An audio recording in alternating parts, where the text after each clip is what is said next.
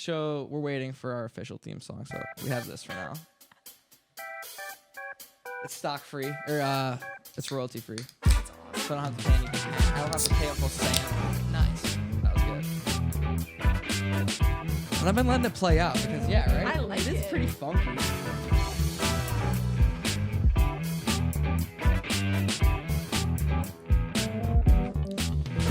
It's long, though.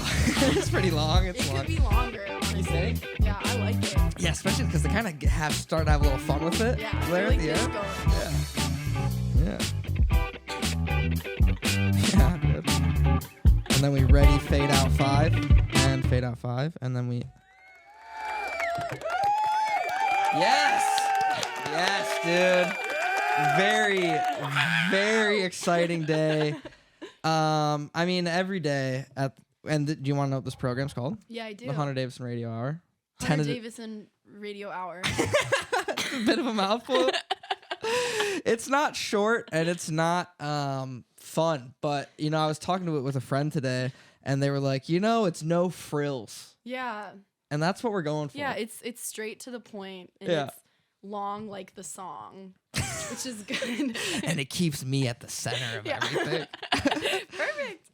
This is so yeah, every day is exciting here or whatever, but today is very exciting because I'm very excited to have you here. I'm so excited. I've been looking forward to it all day. I had a long Oh, day, and it was my carrot.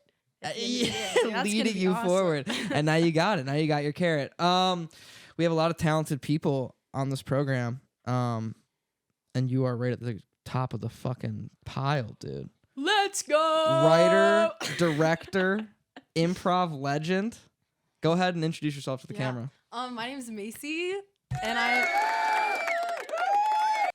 I'm a writer, director, improv legend. Yes, dude. Fuck yeah. And we're gonna get into all of that over the course of this program. But what I like to do is I like to take it back. Yeah. I like to go back to Please. where it all started. So tell me where you're from. I'm from Brighton, Michigan, so just outside of Local. Ann Arbor. Local. I love it, dude. We've been starting off the show with a bunch of locals, which makes my heart happy. Yeah, because Lance is local. Jesse's a local guy. I didn't know Jesse Jesse's was local. a Novi guy. Yeah, wait, I knew that. Yep. Yeah. And Fiona's from Ann Arbor. Katie's a fucking Yeah. Where's Katie from? Chicago, suburbs of Chicago. Whoa. Chicago. Wait, Hunter, where are you from? I forgot. Kalamazoo, baby. Oh! 269. Local! 269. Whoops, I pushed up the wrong shit. Yes. Michigan folks, I love it. So Brighton. Tell me about Brighton, dude. Brighton's crazy. I was actually I was just there today. Yeah. It's really cute. Like if anyone goes there, they're like, "Oh my god, this place is so cute," because it is. And you like it. Yeah, it's like crazy. It's like crazy too. Yeah. It's really conservative. It's mid-Michigan. Yeah. Yeah. I was visiting my friend Darby today. I was in a bar at 11 a.m. today, which is great. And it is Wednesday. And it's Wednesday, so perfect hump day. We're getting over the hump, yeah. So she had a waxing appointment this morning. Full Brazilian. Yes, actually. Yeah. Oh no, Fuck it wasn't even waxing. It was laser hair removal. Nice, even dude. crazier. Yeah, nice. And that's painful enough. I've right? had that before. You Right. have? So my sister swears by it. Yeah. And she she was like, "You're going to see my laser hair thing," which as I think I was 17 or 18, I was like, "Damn, sis, I'm That's fucking crazy. yeah." She's like, you could be improved. She's like, we gotta fix what's going on here. Yeah. So I went there, and that shit fucking hurts. Yes. Yeah. It's so painful. She was like, if you take an Advil before you come, this hurts less. I'm like, dude, you're fucking knifing my face. Yeah. But And anyway, it's a million little yeah. Well, this one claims to be painless. I did it because I have a happy trail to put other people to shame. Nice. Yeah, it's Love it. really good. But so I sadly didn't want it. Had to go. It had to go. But this one was supposed to be painless, but it obviously doesn't fucking work because it all grew back just in time for summer. Yeah, right. That's the other thing. Because I came home and I was like, Taylor's my sister. I was like, I'm never fucking doing that again. Yeah. That was awful. And she was like, well, you have to keep going for it to take. So Darby's getting the Brazilian. Darby is getting lasered, yeah. And the lady just starts talking about how like Trump was just like so robbed or great. something. Yeah, Yeah, and right. like Biden's just like he's not straightforward. Right, and Obama's running a shadow government. Oh yeah, like that's all like really typical. Like there's so many Trump flags up. And that's the thing I think a lot of people don't realize is Michigan is like, because you know it goes blue or red kind of on a whim, and it's like we have these pockets of like super liberal on the east side of the state, but you go anywhere else, it's Confederate flags. Yeah, no, like really intense, and like anywhere you go, which is crazy. Like I feel like Ann Arbor, East Lansing, and Detroit are kind and of Traverse City a tiny bit. Yeah. But you go 15 minutes out of any of those places, and it's like really intensely different. So Brighton is just like a piece of that, like everywhere else. Yeah. So yeah, homey, but yeah. And you went to public school. Yeah. Go Bulldogs. Go Bulldogs, dude. What kind of student were you? I was really intense. Like a very, very intense student. Like I had like a rule that I like didn't hang out with friends during like the school year. Like I was like doing homework, like really intense. Like even on weekends? Oh, especially on weekends. Like that was for fucking grinding. For homework. Like I have a memory of my brother's 16th birthday and like my like family like pulling me out of my room just to sing happy birthday to him, and I was like, I need to grind. What, like, you were like in the books? I was in the books. Damn. Yeah. Everything science? Math? Honestly, not just science and math. Reading. Like history, like English, and like science and math because I was bad at it. Because I had to put that work. Damn. Yeah, but the other stuff because like I was really into it. And it made the gears turn. Yeah. And you were also a student athlete. Yeah. yeah. Come on, you knew I was gonna bring that up. Yeah, I played basketball. Fuck yeah. It was so fun. It was Fuck awesome. yeah. What position did you play? I got progressively worse. I got so as bad everyone else started kind of getting and they were getting like aggressive too. Those elbows started getting sharper and harder. Yeah. I was in my younger days, like middle school, I was like point guard, which I felt very cool about. Running the fucking show. So I'm the leader? Like, okay. Did someone say Magic Johnson? That's what I heard. Yeah. And like wing and stuff. Yeah. But yeah, like I remember my coach being like, like hustle and like yeah. I'm sure they said that. Yeah. But like just like trying to like be okay with pain. I like every time like I got like hurt, a bruise. Yeah, I was like, okay, well, I will never do that again. Yeah. So I just became a more and more timid player because I didn't like getting hurt. Yeah, that makes sense. Yeah, you were a student athlete too, right? I was. Thank you for throwing that back my way. I was on the ski team. What? Actually, yeah. Wanted to play basketball. Our basketball team was pretty good. And I've been skiing my whole life, so I knew I could walk onto the ski team and like kind of swing my fucking shit. And I knew if I made the basketball team, it would be to never play. So that made that decision easy. And I played football for a little bit, but fucked up my knee. Football's scary. Yeah, man. Like all of my friends, literally all of my close group of friends that played football, most of them stopped in high school, a couple went beyond. Every single one of them has had at least one surgery. Oh god. And all of them have had concussions. Oh. And it's just like, and I never had surgery, but I tore a meniscus and I got a concussion or two. And skiing? Football. Oh. But I did mess up one knee skiing as well.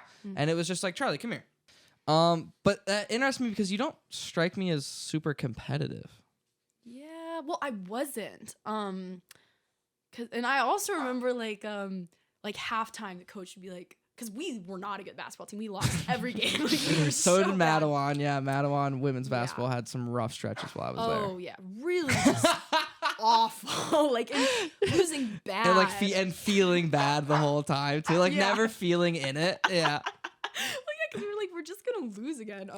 That's tough, dude. Going into every game knowing that you don't stand a chance. Yeah, well, for me it was really freeing because I was like, I'm just gonna fuck go. it, I'm gonna go fuck fun. around. Yeah. And our coach at halftime would be like, "Are you guys gonna take this or are you gonna go? Like, I'm so disappointed in you." Blah blah blah. And I was like, I know.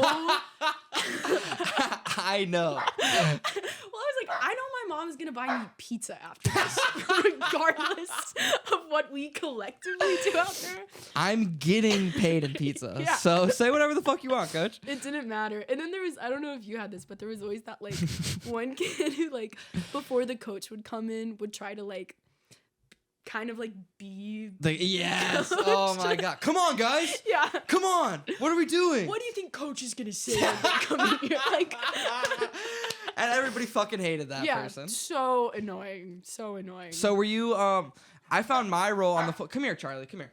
Come here. Oh, sorry. I found my role on a lot of teams that I was on. I figured out what I was going to bring on the field pretty quickly. Not much. Not much. But I found I could be a bit of a class clown, a bit of a team jester for the coaches and the players. Did you ever find yourself being just like trying to make jokes? Maybe. Did you ever get in trouble for goofing around in school? No. Because you were such a hardcore. No, I was like, we should be listening right now. Like, I was like, guys, cut it out back there. No, I was really kind of like shy and respectful, probably. But okay, I mean, I can see that. Yeah, and but, like reserved. Interesting. Yeah. On the cross country team though, because I did that till senior year, whereas I quit basketball like sophomore year. Once it was clear that you weren't going to go to the league. Yeah, and it was abundantly it wasn't clear. in your cards. Yeah, exactly. And I was pretty bad at cross country too, but I think I definitely like slow or out of shape. Slow, and also like just not competitive. Like people were like putting themselves in like extreme discomfort to run fast, and I was like, dude, just chill. I'm gonna go for a jog. Like, I wasn't gonna do that.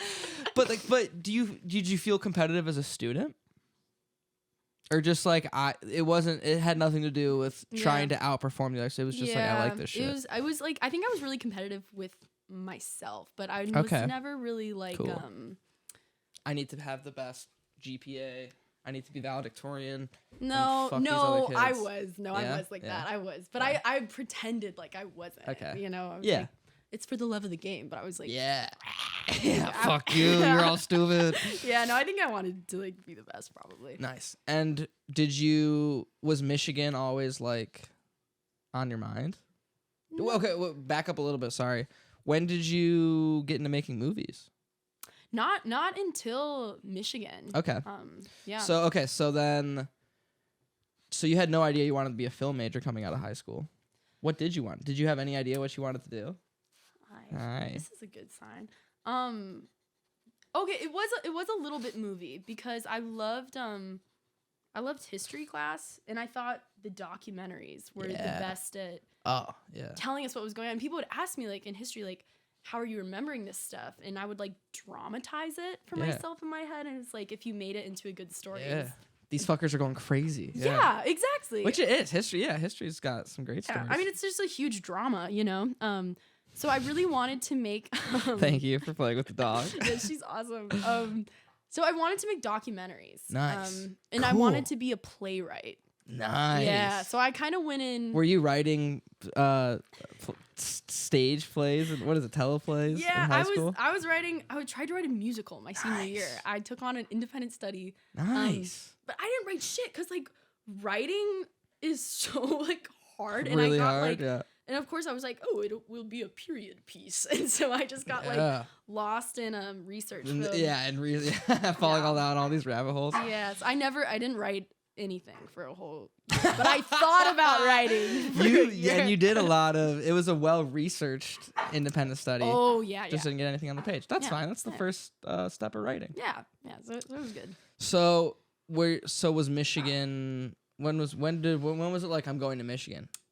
Was it a reach? Were you like, I want to go to Michigan? Where were you looking at? Kalamazoo.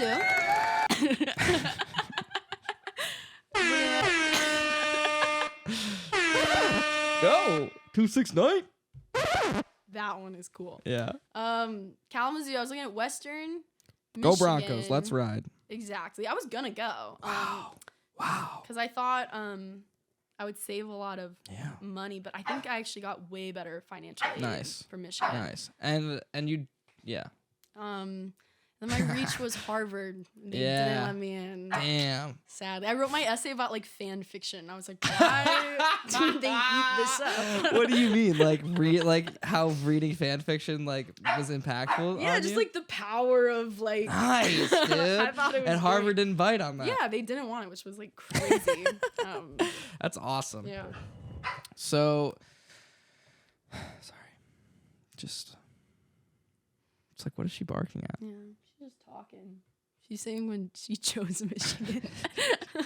She didn't have a choice. She was fucking coming here. So, you get to Michigan, freshman year. Where you living? Alice Lloyd.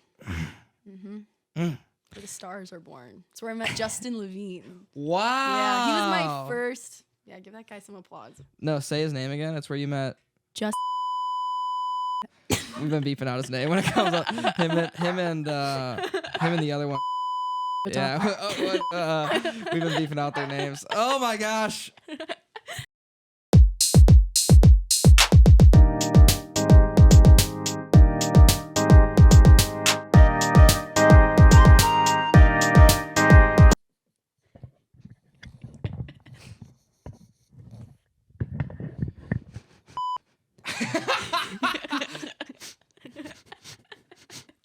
Guess who's sniff? Guess who it is? It's actually a segment coming up later. So you're in Alice White and you meet Justin Levine, and does that have any impact on film? How is this? Okay, fast friends. Well, we walked to the first thing we did was we walked to the imagination films, like mass meeting together. Wow. And we walked back and we were like, I don't know, that seems kind of cool. Yeah. Yeah. Being all shy. Yeah. So yeah, I guess, and then it was honestly from there it was imagination. Cause like the first set I was ever on, it was for them, and I was like a PA, and it was like a 7-hour shoot date, and it was like freezing and rainy outside, and like I think I was like holding the boom and like holding up like blankets to block the light, and I had so much fun, and I was like, wait, like if this was this much fun, it was 7 hours and rainy. Yeah. Imagine a good day. Imagine a good day. Yeah. I was like, oh, like this is really cool, and I was always really terrified of having like a job where you have to sit down. Yeah, right. Working in an office. Yeah. Working a cubicle. Right. Really scared. And my mom, who has been an actress and a personal trainer, like kickboxing and like aerobics all her life. She got a desk job for the first time that year. And it wasn't me like calling home from college like, oh, Mom, like I'm so lonely. She was like, this job fucking sucks. Do not end up behind a desk. Yeah, so I that was was some scared. motivation. Yeah, seriously. And are you taking film classes at this point? Not till second. Are you just doing gen eds? Or are we doing gen eds? I think. Yeah. And is history still on the table? Yeah. Well, so I took the first history class I took was the best one I ever took, and after that they just all went what was it? Downhill. Intro to Religions. Nice. Did you ever? I took when I was in high school, I was dual enrolled at Kalamazoo Valley Community College. And I took a comparative religions class, and I really liked that class. Really cool. And like I think it sounds like they were the same in that it was like comparative, and you get like a breadth of a lot of different religions, and then every class after that it was like you're just studying like one thing. Most specific. Yeah. Like 2 weeks. Yeah, right. I didn't have the patience for it. Right. Like, So what's your favorite era of history? What's like, because for me, Russian Revolution. Oh, that shit's like, cool. I love it. I could read it all day. Yeah. I love it. Well, I took a Russian Revolution class and I dropped out of it because I was I honestly I just like can't. I probably just have ADHD or something, but I can't sit down and read something.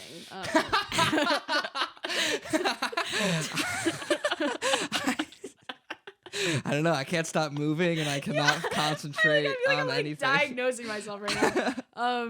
But yeah, so that's good. So we got you out of the fucking history, and that is the other thing. So yeah, like my cousin was like history and poli-sci, and he'd come home and be like, we've spent the last 2 months on like 1 week in 1700s Franco regime Spain, and like intense. we've just been reading tax documents that have been translated from Spanish. I was like, oh, so you hate your life? Riveting. He's like, I love this shit. Whoa. So you have to really like it, and Yeah. and I think, you know, because I'm fascinated by history, and I love to read. You know, I love when someone makes history, you know, accessible, like documentaries. Yeah. Like I love a good history documentary. I love a good Ken Burns moment. Oh yeah. But yeah, if that doesn't turn your gears to read like you know, a policy paper from 1694, then yeah, you can't do it. Well, you have to like what I think what I learned was like the importance of not just like liking something, but liking doing it. Yeah, the process. You know, you have to like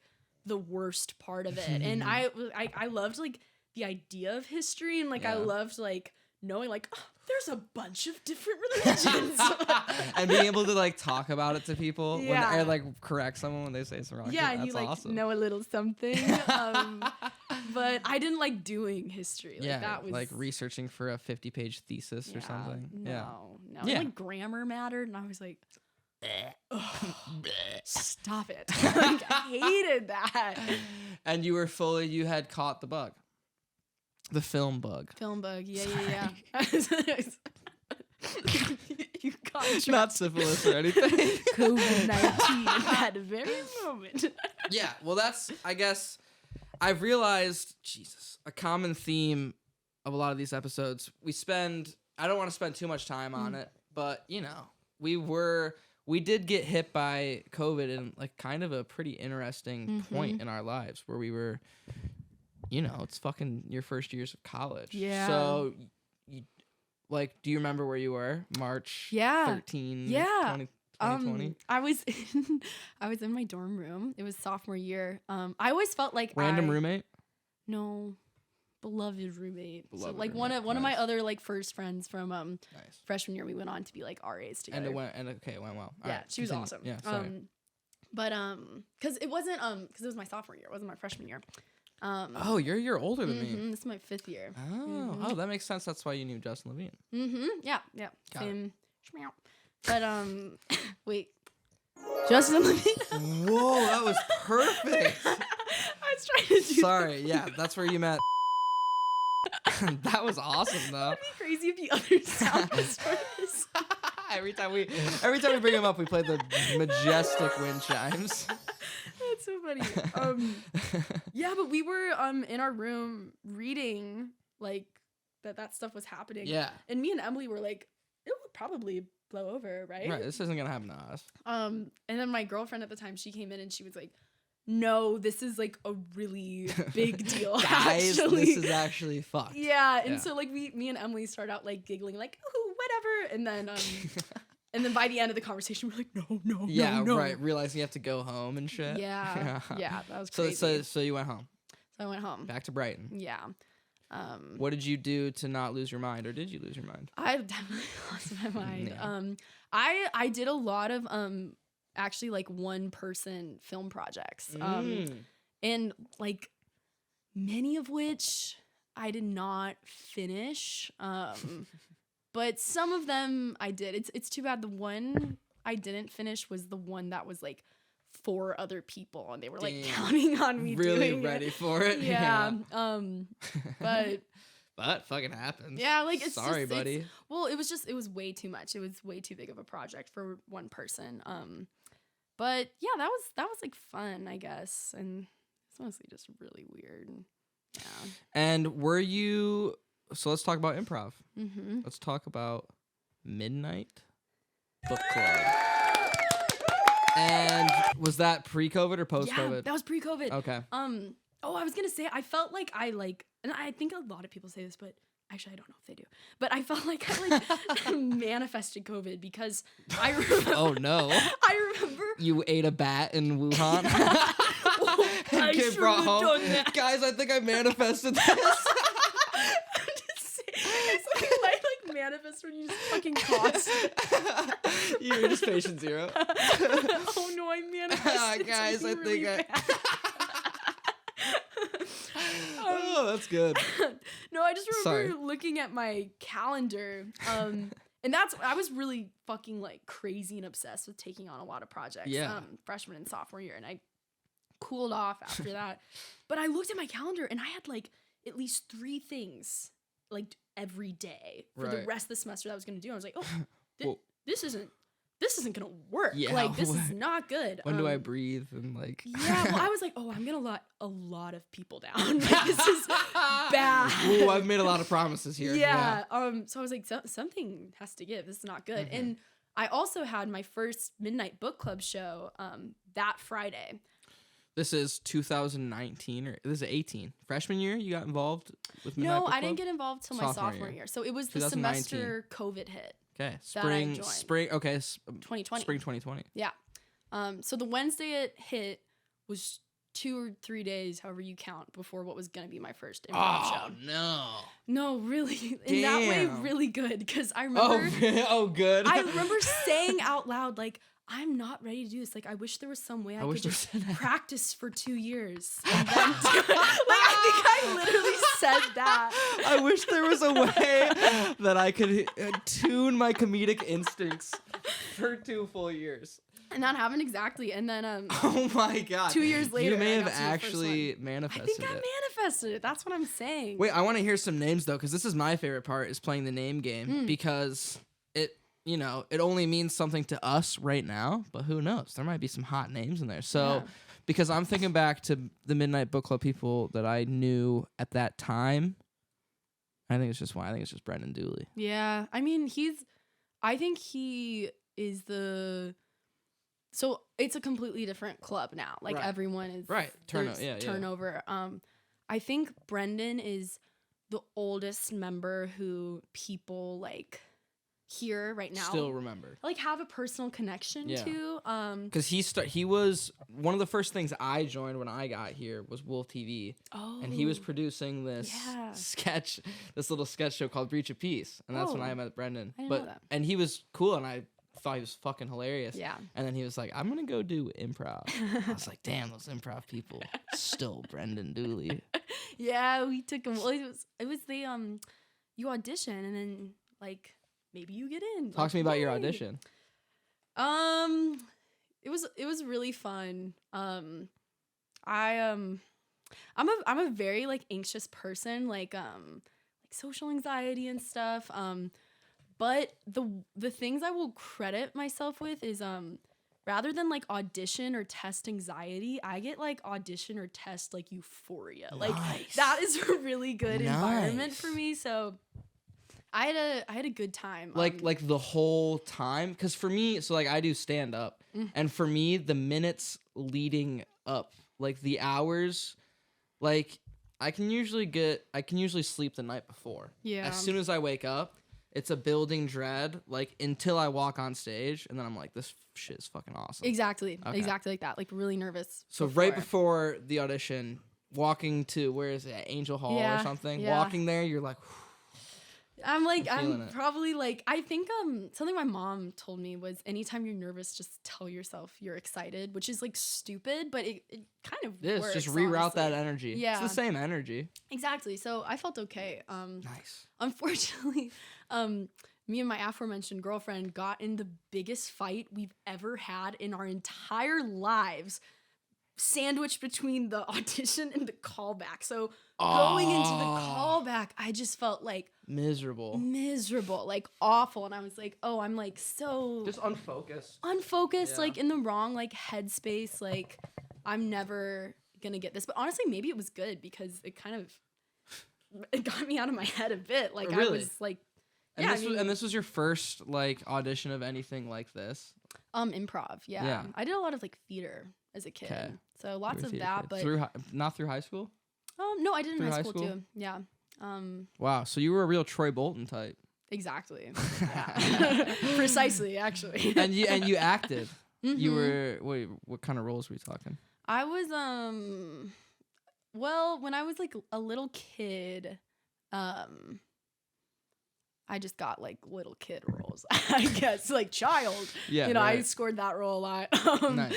But in high school, I never got like a big role. really in like the musicals, because which I agree with. Like, I'm not. They made the right call. Yeah, I think they really made the right call. I'm not a great singer. But they would often like stick me with like a comedic bit. Like, so if there was something, they were like, I don't think anyone's gonna commit to doing something this ridiculous. Like, they were like, I bet we could get Macy to do it. So I did stuff like that. So you're gaining rep for your comedic haunches. Yes. Nice. Yes. So I was a bit comfortable with that, but I was very uncomfortable with having to do anything on the moment, like off the dome. Yeah, like my whole the whole way to like calm my anxiety is always just to like prepare. I'm prepared because you are. Yeah, you're a huge preparer. Huge preparer, and like that's what I was doing at school. Like even before this, I was going through my head. I was like, me and Hunter might talk about this. Nice, nice. You know, going through the bullet points. I'm prepped for this, and that's what I like. And you and Jesse came with a fucking page of notes. I was like, you realize you've done more prep work for this than I have. A page of notes. I'm flying off the seat of my, and I couldn't fucking read the shit. His handwriting's awful, but yeah, he did come. He's like, I was wondering what you were gonna ask me about. We can talk about this. Oh, Jesse, that's awesome. I totally feel that. A huge preparer. Yeah. So nice. I am the opposite. Really? I respond to the anxiety I get beforehand by like shutting down totally and doing nothing and pushing everything off to the last minute. And I pride myself on coming through in the clutch. I pride myself. I've written so many, probably upwards of 90% of the papers I've written in my academic career have been like within 24 hours of the deadline. Whoa. That's just how and it's awful. That's improvisational. A little bit. It was just like, I something about, and every teacher and my parents and my sister in high school always told me, like, when you get to Michigan, that's going to fucking change. You're not going to be able to do that. As if. They were so fucking wrong. They were so silly and wrong. Fibbers, complete liars. But like, I'm not sure that it's like, I'm not sure that's a good way to like hardwire your brain. But something about like the desperation of like, you're either going to do it or you don't. And like, you better fucking do it. Yeah. Over so many years got to the point where like it built up a confidence now where I'm like, shit, dude, I've never not come through. Right. Well, before. And that's like trusting yourself. Yeah. And that's like my favorite thing that I feel like I've gotten from doing improv is I've had no self-trust. And now I kind of have an idea that like if I'm in a tough spot or in any sort of moment, like I'll think of something. I can come up with it. Yeah. I love it. And so talk to me about, because I'm curious about, because I've never auditioned for an improv troupe. Wait, I'm mad. You should have. I know. Everybody told me I should have, and I think I would have had fun. There was something about improv that just didn't quite click with my comedic sense. And I don't know what it is, because I've been to Midnight Book Club and Comco shows, and like I know all of these people up here are incredibly funny and talented because I know them, but it's just something about the format never quite clicked in my brain the way other comedy things is, and I don't know why that is, but I do think it's like such tremendous like workouts for those muscles in your brain, and such a good way to meet people. Oh yeah, that's why ultimately why I didn't end up ever auditioning for one here, but you know, because you didn't want to meet anyone. Honestly, I was like, you know, I don't know. It might be hard for you to believe, Macy, but it took me a little bit to come out of my little shell, poke my head out of my little turtle shell. Inconceivable, unbelievable. But I am curious. So like when you walk, because I was always like, okay, an improv audition, would I come with?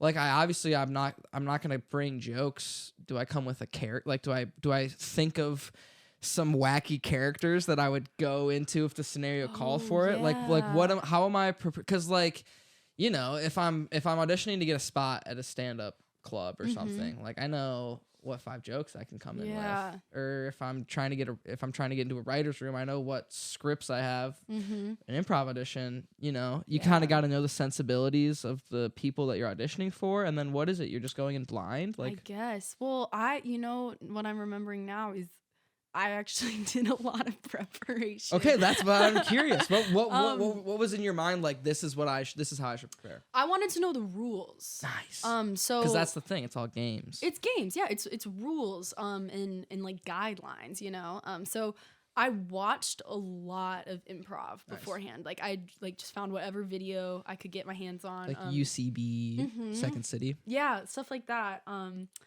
And then I watched a lot of videos of like people like talking about improv, and like what parts of it seemed important to them. And then I read a lot about Sure. improv. No. Yeah. I used to be so anxious before every rehearsal for the first before rehearsal. Oh yeah, for the first 2 years, I almost quit. It was a horrible experience actually for me. I was so anxious. And then when I was just like, oh my God, I can't be this nervous anymore, I would read a chapter out of a book about improv before each rehearsal, and then I would watch some improv because then I felt like I had that preparation and I could go in. And now, 2 years of having a lot of fun doing improv, it actually is some of that like, you like think of like a character and you're like, oh, I like might whip that out. You just gotta wait for this to, yeah, okay. Because that's kind of the sense I get. Because I'll see, what I like to do is I like to watch the players hanging in the wings, like waiting to check in. Oh, I love watching and then, that. Because I would come to, and I would especially key in on you and Lennon and Paul,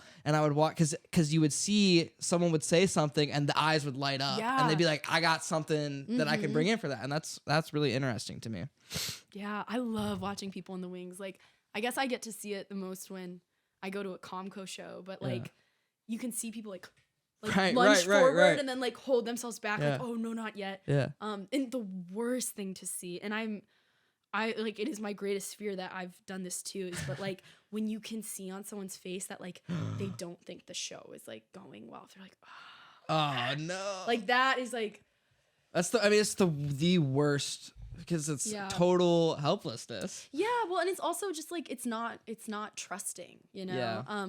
But honestly, I don't, and I actually don't even really know if I've seen that. But I think like I'm just like always worried about it, you know. I'm like that would just be the worst thing. And I know I've had moments like where I'm in a show and I'm like, it's not our best work.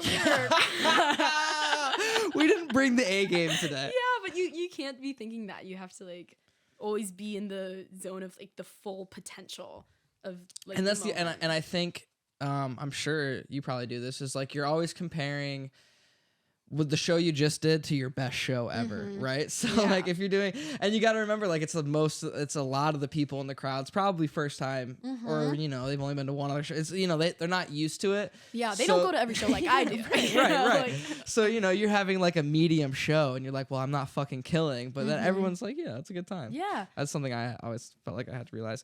And I want to talk about rehearsals a little bit because that's interesting to me too. Is that's just what you put fucking you all show up in a room, put 2 hours on the clock, and just run through games? Yeah.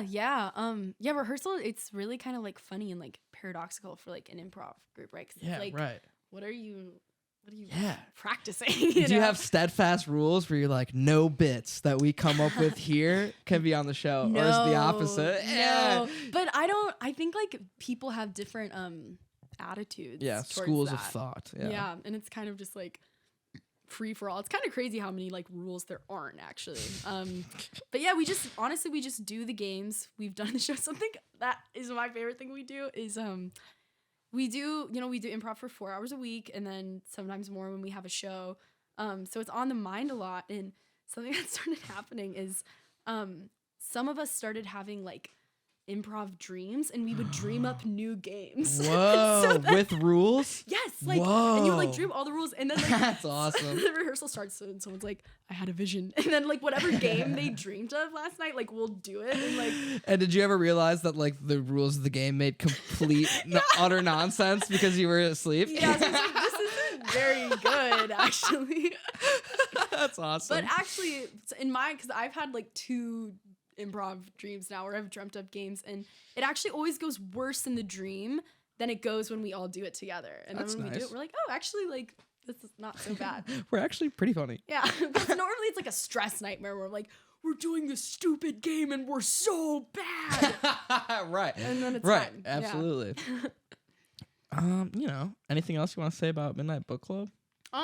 No, but well, fuck it now. This is what I have to say about like improv comedy. Well, I'm interested in what you were saying about how improv never clicked for you the way other comedic things have, because that's exactly how I feel about stand up. And I'm like amazed, like for me the anxiety level, like thinking about that, it's like not something I can summit. And I also just I feel like improv makes I feel good about it because I know there's someone else with me, but the idea of just like and you're playing a character, but the idea of kind of being alone and being yourself, like I don't curious about that. No that's and I think it's always, I think people, there's some improv and stand-up are kind of pitted against each other in some weird abstract sense, and I think that's wrong, because in a certain effect they're two branches of the same tree or whatever. The thing I don't know if it's a result of being the person in group projects all throughout high school that had to do everything. And it's not like I do think there's an appeal to having a safety net of other people, that if you do start to jam, you can toss it over somebody. Like I do think that's appealing, but I always loved the one man or one person on stage, like just me and this mic, and we're just gonna fucking do jokes. And I have a lot of thoughts on stand up and especially old people doing stand up and it's so stupid. I think stand up purists are dumb, and I think people that go out and do stand up not looking for laughs are awful. And so what else would you wait what? Well, there's a lot of people that go out there trying to be smart instead of funny, trying to, I don't know, I love setup punchline. I love setup punchline. Yeah, it's awesome. And I love words. I love written words so much. And you're a writer. Yeah. And you know that too. I love seeing how different, because stand-up, I think, is the purest look inside a person's brain, which I think is like when you're a fan of someone because they're funny, you're a fan of the way their brain processes the same thing you see. They're like perspective, and just absolutely. The way. And I think that's something, what you were saying about truth, it makes me think of my brother and I were noticing the other day that sometimes when someone says something to us that's really true, we laugh. Yeah. It's like, that's so true. It's like, right. And it kind of that's funny. makes you laugh at just like how true it is. Yeah. And I don't know, I'm just thinking of how like similar the kind of like claps, like that is so true. Yeah, right. And like laughing, like that is so true. Yeah. Like kind of is, That's definitely true. And I think nice. I just like you're not there to educate. And if you can like that's the thing. Okay. I'm a big Dave Chappelle fan. Obviously, I do not agree with everything the man says, that especially in the last tough. 5 years. Dude, I went to the Closer live. I saw the taping of the special. Oh my god. And it was, and I've been like, since I've gotten into stand-up comedy, Dave Chappelle is someone that like I've been very fascinated by, just because I've always had a big authoritarian problem. I got in a lot of, I wasn't a troublemaker in school because I was like a pretty good student, but I was talking to the administration like kind of regularly because I would act out because I didn't like being told what to do, and it was stupid, and I should have just listened to people. No, that's way cooler. We wouldn't have been friends though. I would have been like, you should follow the rules. I know, right? I know. We would have been opposites, dude. But so when I like started hearing the stories of Dave Chappelle telling like the executives at Comedy Central to go fuck themselves and fucking off to Africa, I was like, that's what it's all about, man. Yeah. And I think he's more or less lost that path a little bit in the last few years. But that show, The Closer, was not a comedy special. Yeah, no, he wasn't. He was not trying to make people laugh. There was like maybe 2 jokes in it. Yeah. And I was in there. I went with my cousin who's also a big Chappelle fan, and he's such in person, you hang on every word he says. He's so good at commanding a room. But like, I don't know if I like I love going to comedy shows and laughing at comedy shows, even, you know, open mics. I love to go laugh at stand-up comedy. And, you know, there was no jokes. And I remember coming away from it thinking, I know what he was trying to say, and I do think he has a good message under there, and he's gonna get fucking killed for it because he tried to make this grandstanding statement in a stand-up comedy special, and none of it meshed. Yeah. I don't know. You know, when you start breaking down comedy, it can be a slippery slope because at the end of the day, you're trying to say something that riles you up. Well, exactly. And so when we were all in LA this summer, and you and Nicole were doing stand up, well, you weren't. I did not. I unfortunately did not get to do stand up with Nicole until this year. Oh, right at the. But that was awesome. Yeah. And we'll talk about that more in a little bit. But I did hear about a show that you guys went to. Oh yeah, and it made me so anxious, like going to those shows because like so many people doing stand up for the first time and like shaking, you know, and then sometimes like people like not making jokes, like just saying crazy stuff, you know. And I remember being like, oh my God, like it is so hard to be in this room. And I was next to Ben and he was like, I love this energy. People just sweating up there. Ben loves to see people on the fucking hot seat. That guy he loves to see people squirm. Yeah, it was awesome. Well, and I was so glad he was there because it made me realize that just because I was incredibly uncomfortable didn't mean it was a bad situation, you know? Right. Well, that's the thing. Awesome. It's so much, especially in the clubs, it's so much of a tightrope walk. And that, to me, is a lot of the excitement, especially as a performer. And it's not something I don't ever try to, at least not yet, try to like,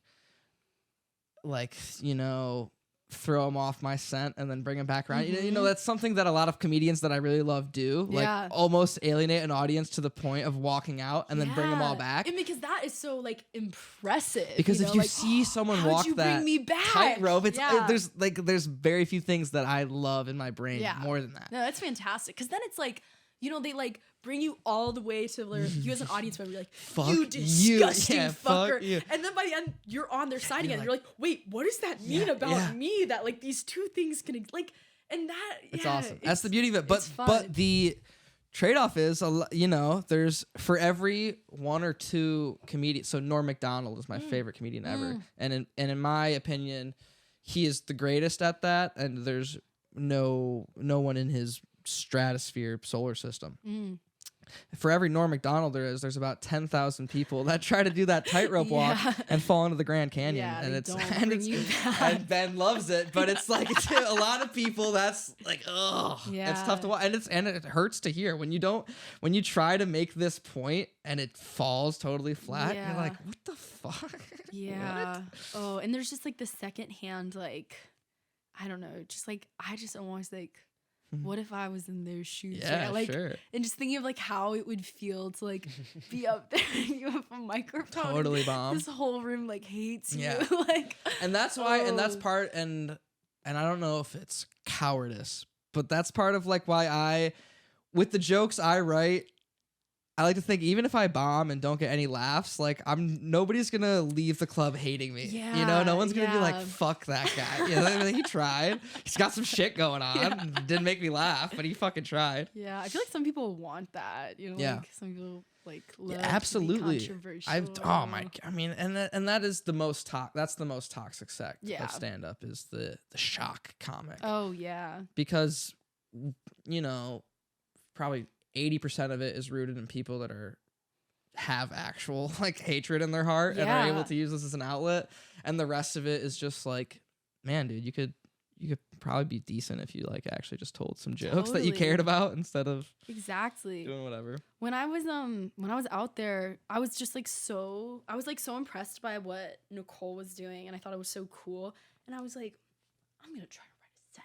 Nice. And so I tried to write one, but what I noticed myself doing was I was trying to write something that room of people would think was funny, and that room of people was like basically all comics, like not many people just like going to a show, Right. you know, and like a lot of like shock comics, all men, like largely white and just like like kind of just like I don't get it. yeah, but so no, what I was doing was I was writing stuff that like I didn't think was funny. I was like, oh, they would love this, you know, right. and then I was like, and I like looked at what I wrote, I was like, ooh, throwing that. I was like, what was that? You know, like, and that is the hardest thing because I try to start every premise with, do I think it's funny? Mm-hmm. And I definitely have told jokes on stage that started as like, I think this would play. yeah, Even if I don't necessarily think it's awesome.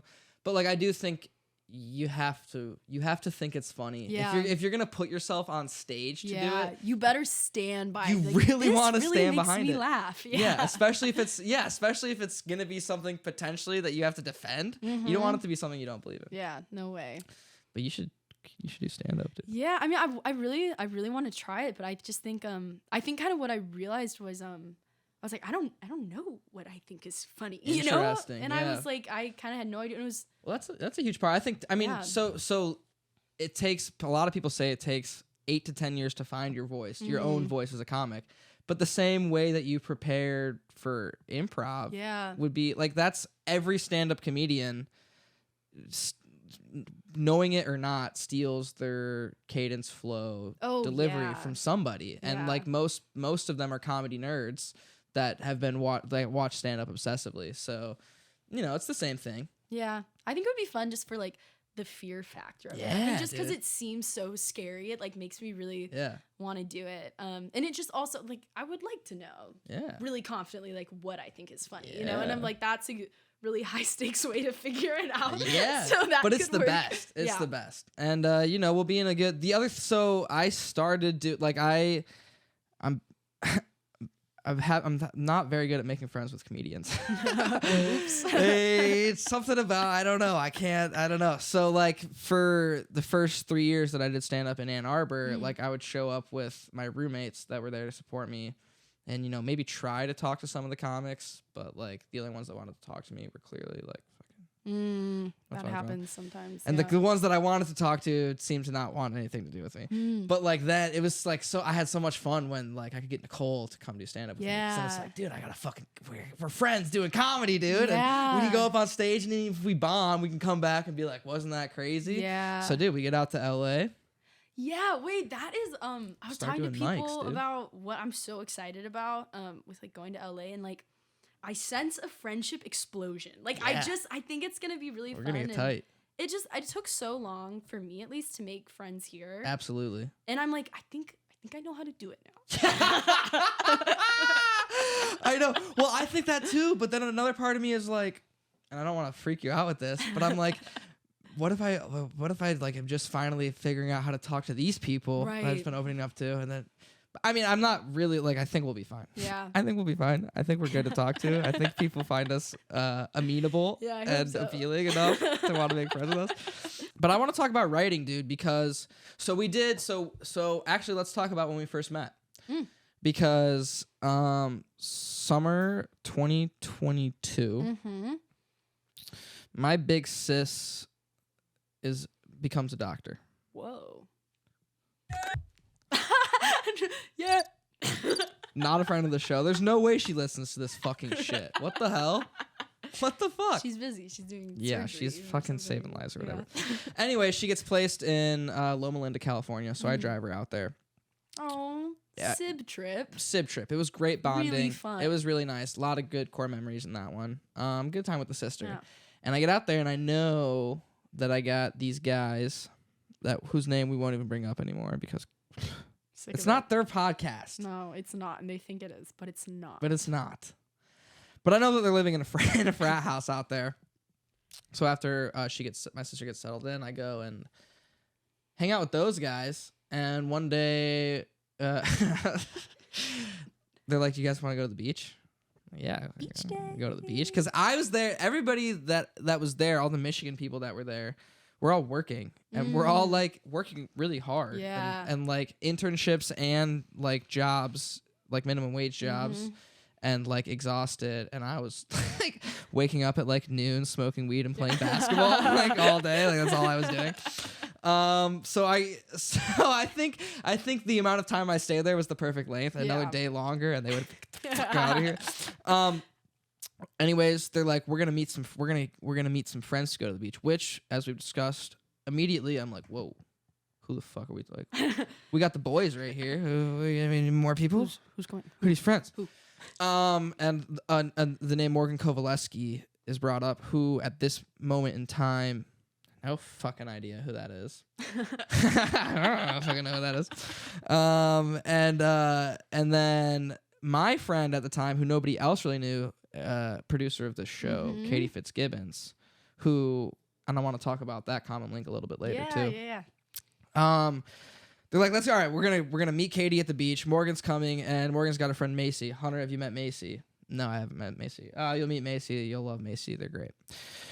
Cool. And then we go and we pick up Morgan, and that's when we first met. That's when we met. I remember it vividly. Honestly, really? Yeah, I do.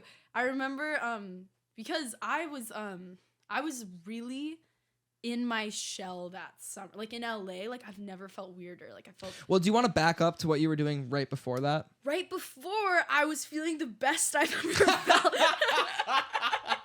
Wow. LA dragged you down from the heavens. Oh, it honestly did. I didn't want to go. Damn. I was at NELP, New England Literature Program. Yeah. So I was like on this like 6-week like writers in the woods. Yeah. No phones, off the grid writing retreat. Yeah. You were being a transcendentalist. I was, and we were studying transcendentalism, and I was just like having some fun. That is actually where I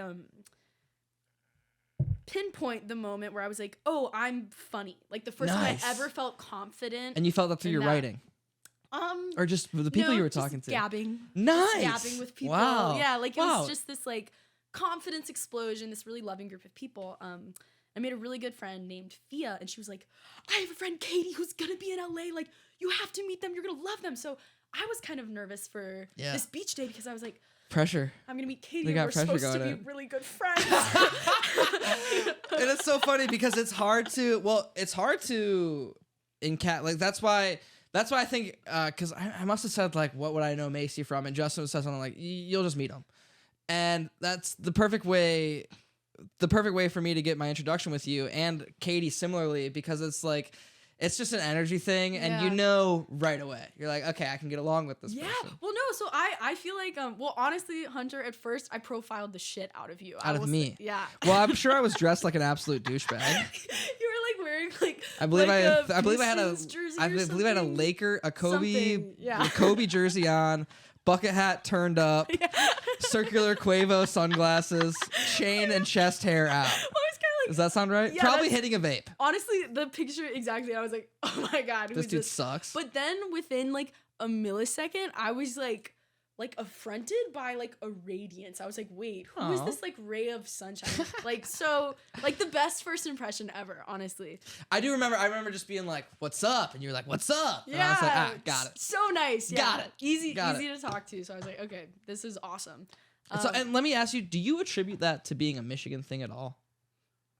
I do. I think so. Because it just feels like when you meet a Michigan person, it's just a click. I feel like, and I don't know if it's like Michigan or like Midwest, but the internship I was doing out there too, like me and the other girl who's from like Wisconsin or something, like so tight. And like I just feel like there's this feels like there's like an openness and like just like maybe like a friendliness and a willingness to engage. I don't know what it is, but I do know that it is, especially as I go other places, it's really easy to connect with other people. Yeah, it's just like an in, you know? Yeah. It's just like, totally. We get it. you know, like I don't know. I don't know what it is, but I found that.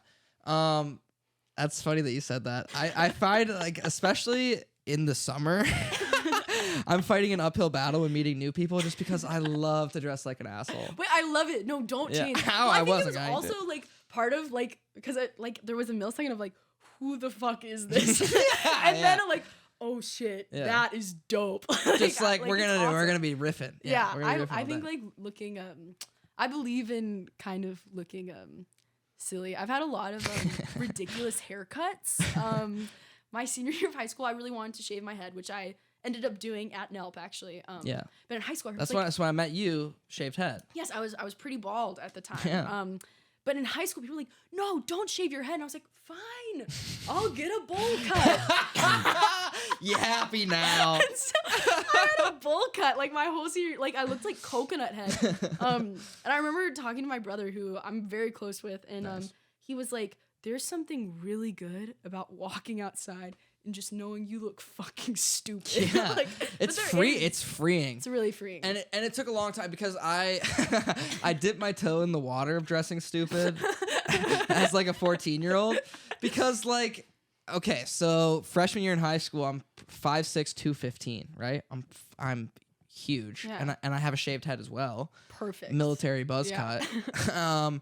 And I'm wearing like streetwear clothes. I just look absolutely the stupidest you could possibly look. And in like that was almost, it's almost, and this is gonna sound weird, but it was almost it's similar to stand up in a way where I was like forcing myself to be like, once I can get over being self-conscious of how fucking stupid I look, then I'm gonna have a lot of fun wearing whatever I want and not caring. And I'm really glad I'm reaping the benefits of that. Yeah, now. no, it's huge. My boyfriend asked me, he was like, when I shaved my head, he was like, do you feel funnier? And I was like, I am funnier. Yeah. I'm actually way funnier. Dude, right I do now. this when I shaved the stash, dude. When I get in stash mode, I'm like, I'm at least 1.5 times funnier right now. I have to be. Look at me. And I like what I've realized is I really I value, because I've had times where I'm like, oops, I look really sexy right now. Like, didn't mean to do that on you guys. But I really prefer looking funny. Like Yeah. I kind of act different, and I think it makes me feel better. Yeah, no, I 100% agree. And whenever I do, like, well, first off, it's like, however sexy I can perceive myself totally depends on like what room I'm in and like what the lighting is. Yeah. So like the lighting's like it huge. sucks because I'll be like, I'll finally feel like I'm like, oh shit, like okay, I'm looking good right now. I'm looking good. Check it in the phone. We're looking good. Walk out the door, dude. Catch myself in like the glass of the window. I'm like, oh shit. Oh no. Oh no, I better be funny today. Right, dude, I better be on my fucking game with the jokes. And then all night, it's just messing it. And then if you wear a funny outfit, it's like, yeah, you're not worrying about it. And then if someone thinks you're sexy in that, you're all good to go. Really good. Yeah.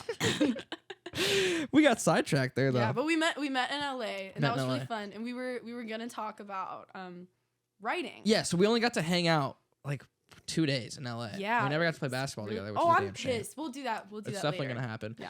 But then I left and everyone else got to keep hanging out, and I pretended not to be jealous that I wasn't there.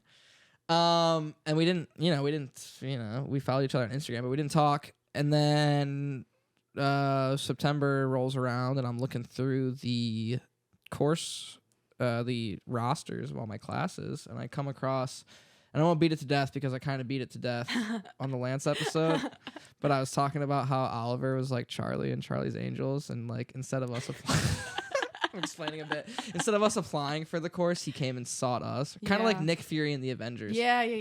He assembled sort of a super team. Yeah, I would say so. The perfect group. The perfect room. But I was really excited, and I wish we had fucking Katie here to say whatever. Because it was so fun. I remember like walking into that room and like, I hadn't looked at the roster. I was like, nice. What? You were surprised. That's right. You were surprised. It was amazing. I don't want to put you on blast, but you were usually the last person to walk. Oh yeah. No, that's just true. Yeah. But everybody, because me, Katie, and Lance all had different reactions on the first day of class. Because for me, I knew everybody. I knew everybody in there except for Aid and Sec. I hadn't met. And Aiden was the only person I knew. Right, and that's how Lance was, because they had 310 together, and Katie only really knew me and you. But it was this weird thing. So talk to me about walking into that. Well, I remember I feel like Justin walked in after me. Maybe. I wish I had a more vivid memory of that first day, but that sounds about right. I think so. You're right. He was a trailer. Yeah, I think he was dead last, maybe.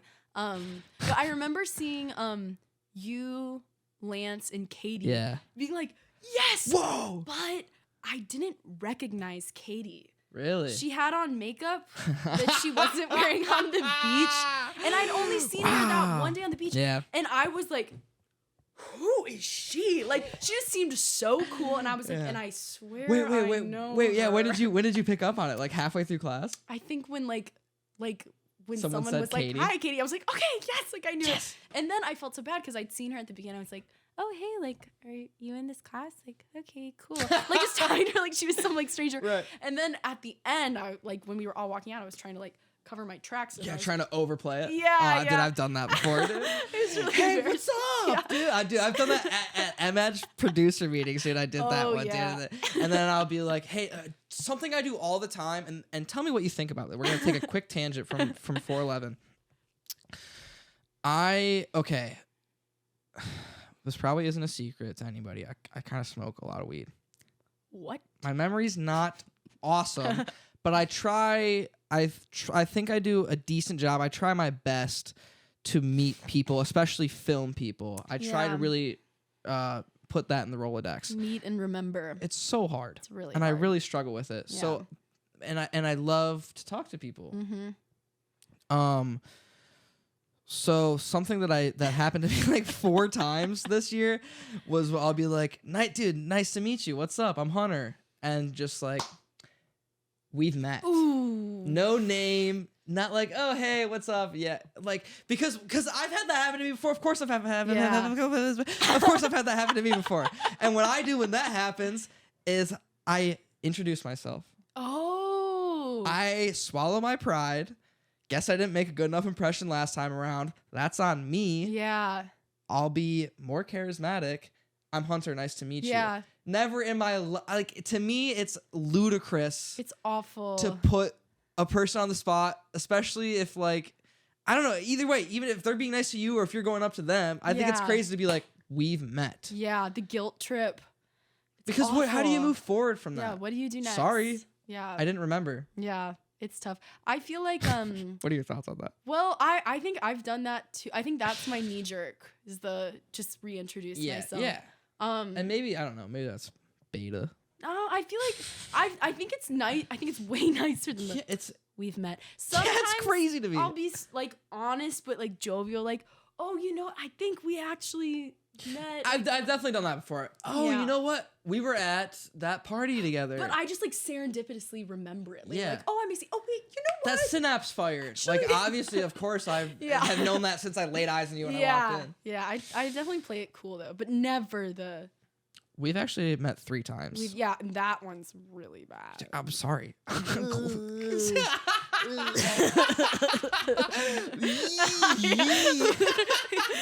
awful. All right, back to 411. So, I kind of fucking Lance a little bit. Told him his script was really good, which it is. It's really fucking good. It's really good, and it's one that I tell people. Dude, that's what I told him. I'm like, bro, I've unprompted brought your script up to other people and gone on about how to like it. I tell them about it because I'll be at a party. I'm like, I know this guy, Lance. You got to hear about this crazy idea yet? And I'm like trying to explain it, and I'm like, everyone has a gun. And people don't these. I'm like, you gotta talk to Lance. Dude, let me give you Lance's. Like I like him like the champion of his script. Dude, I feel that way too. I love it.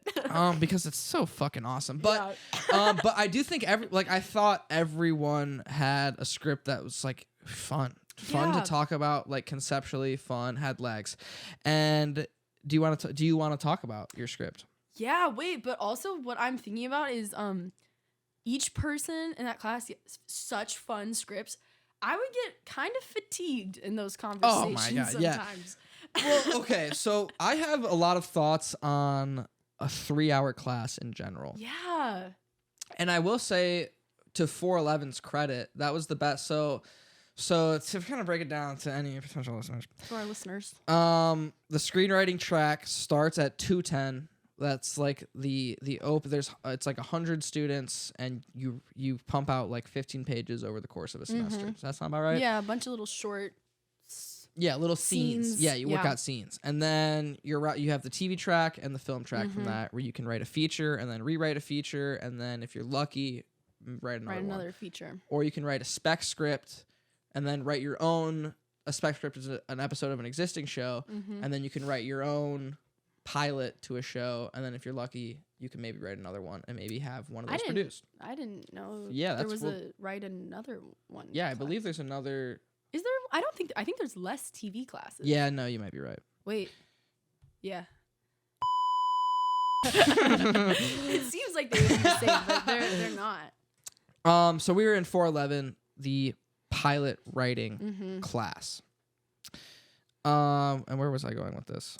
We're talking about like the 3-hour class. Yeah, and okay. Screenwriting track. So I think to 411, the pilot writings class credit, it used the 3-hour chunk better than any of the other classes that I was in, just because I felt like we made the most progress. Because I felt like in 310 and 410, there would be like, week-long stretches where I would make no progress. Yeah. But in 411, I felt like I was making progress every week, just by nature of what we were working on and the stage of the class. And I felt like we always had stuff to talk about that was useful, which I didn't feel in the other classes. I just think, especially like writers, film people who are, I haven't looked at the numbers, but tend to skew neurodivergent. Yeah.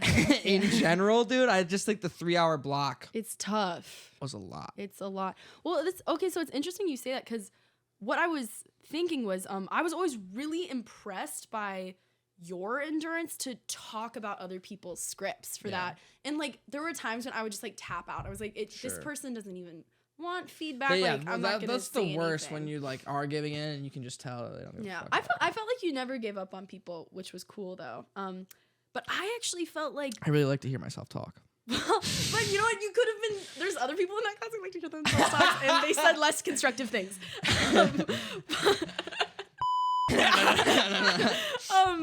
But that actually, for me, of all the screenwriting classes I took, was the toughest use of the 3-hour period, and I actually made the least progress. Because what was hard for me was getting feedback every week, and some of the other ones, you didn't get feedback every week, and for me it was a lot easier to work when there wasn't that pressure of voices coming at me.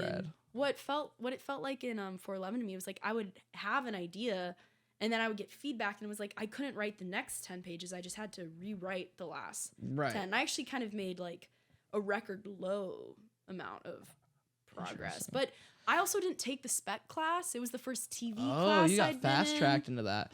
Well, so I think not used to it. You also had a little license to do that because you were working on a half-hour script, which comes out to like 22 pages around. Yeah, I think I did 30, but yeah, like some of you guys were writing like an hour. Right, and with the I didn't have to write as much. Yeah, right. With the feature class, there was an expectation, and that's actually probably again a me thing.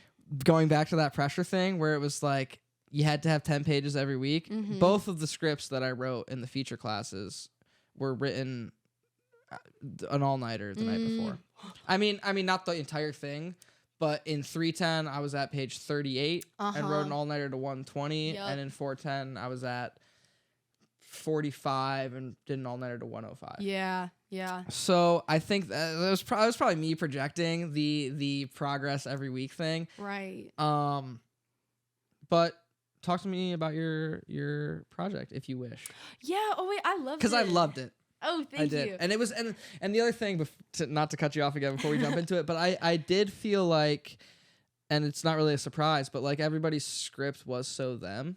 Totally. And that's not always the case. Sometimes you see people trying to write things that aren't them. Yeah. And it's never good. Yeah. And people write things that are them that aren't good, but I felt like we were all on the right track on writing something that was in our hearts. Yeah, well, it was cool for me because I felt like all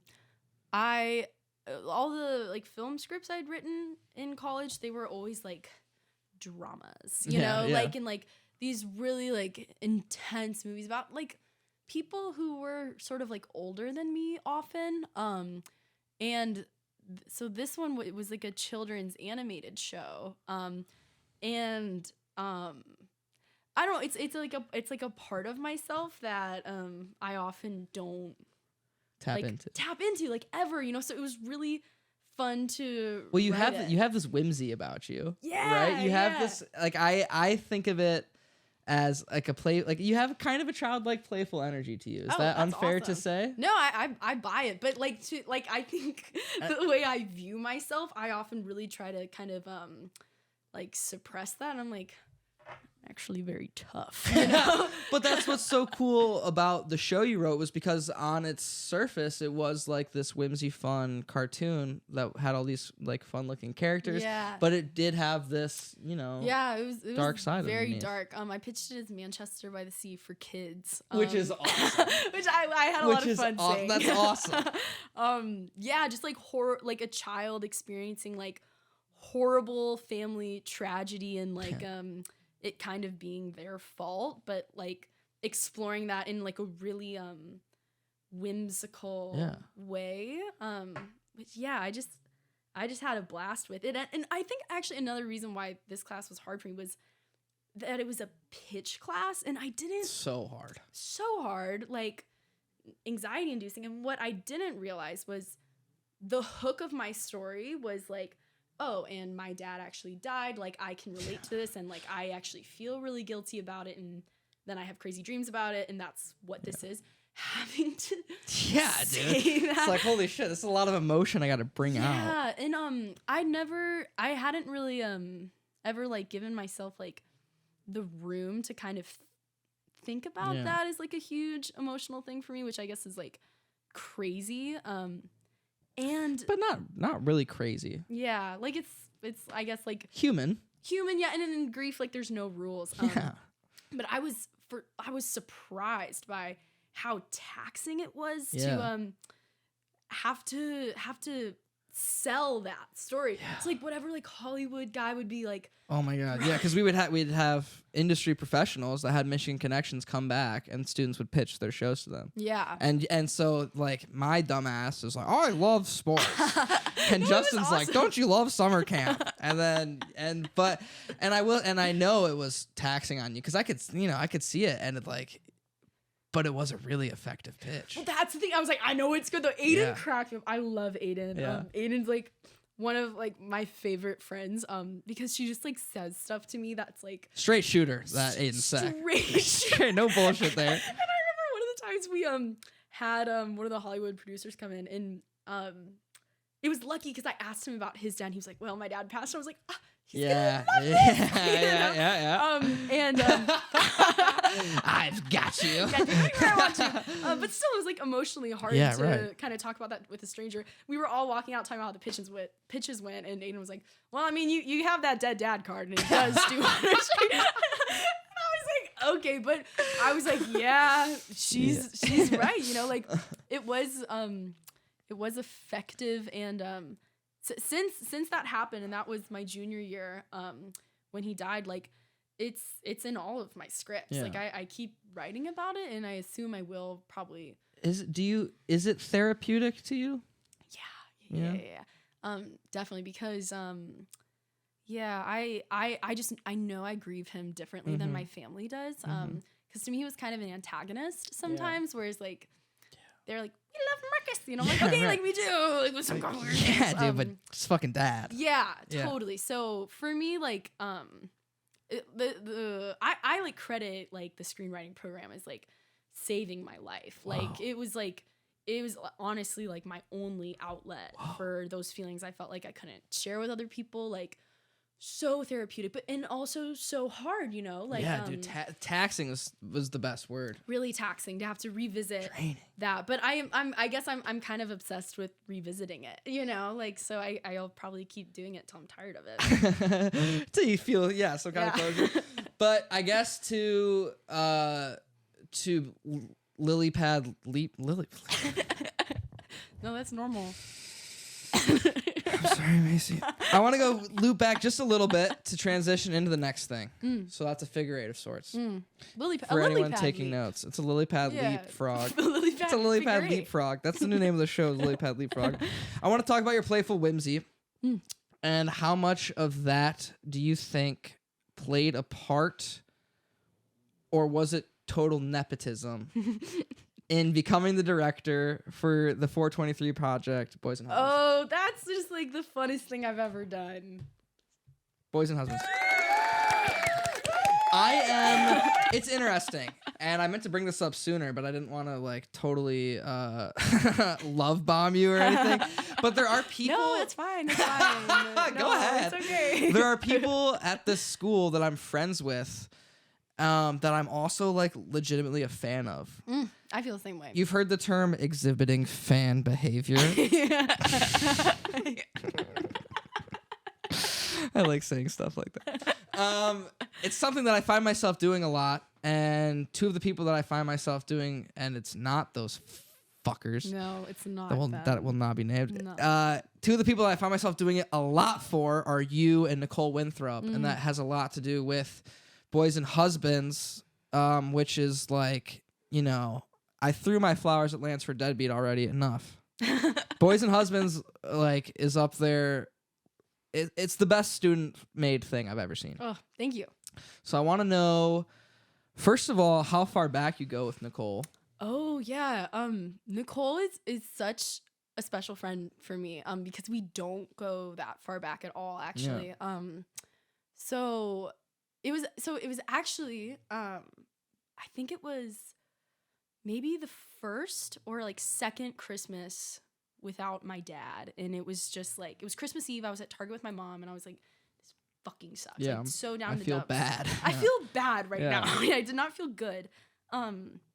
And I had just started dating a mod in Comco, and so it Nice. was like I was all of a sudden sort of Comco adjacent, Right, you know. right. And NBC and Comco used to have a feud. I was gonna say, actually. because I felt like, because it's been very, in the last year, has been very simpatico, Totally. very synergizing. Yeah.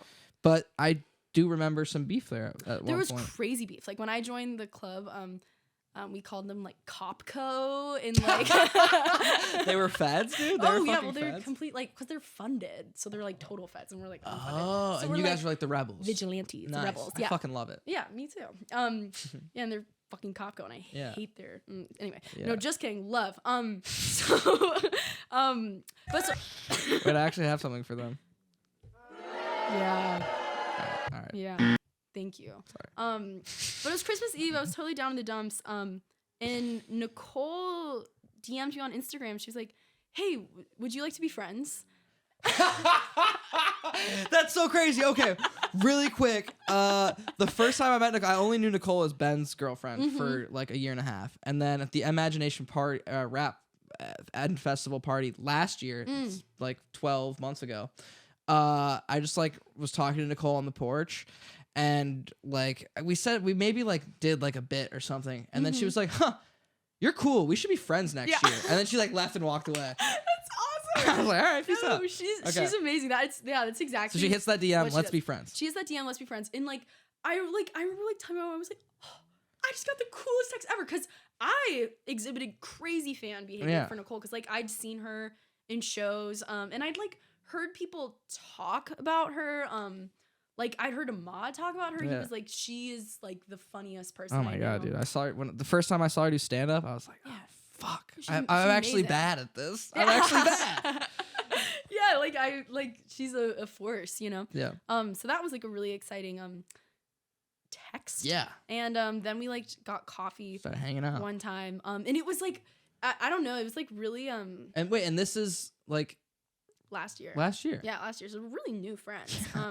And it was like this really like high energy, like, hi, like, where are you from? Yeah, How many right. siblings do you have? You know, like, yeah, dude, like a fucking, well, like a pug kind of. yeah, really just like What's up? What's up? really What's up? crazy energy. Yeah. We were both like drinking cold brew, like Just getting fucking wired. Yeah, on caffeine. But I don't know if she felt this. I think it's a mutual feeling, but like I think we kind of like clocked each other. And we're like, wait, like we both do improv, like we're both film majors. Like why aren't we friends? And Why then, haven't we been hanging out? Why haven't we been hanging out? Yeah. And then I remember like in LA, like we had this like internship panel or something, and like people would like the like guests who would come in would be like, tell me what your favorite TV show is, and Nicole was like, "Oh, my favorite shows are Fleabag and Pen 15," and I was right after her, and I was like, "Those are my favorite shows." Yeah, I was gonna say that. Fuck, I don't want to be stealing. Yeah, but it was just like always these moments of like, I think like creatively we're on the same wavelength. We're really on the same wavelength.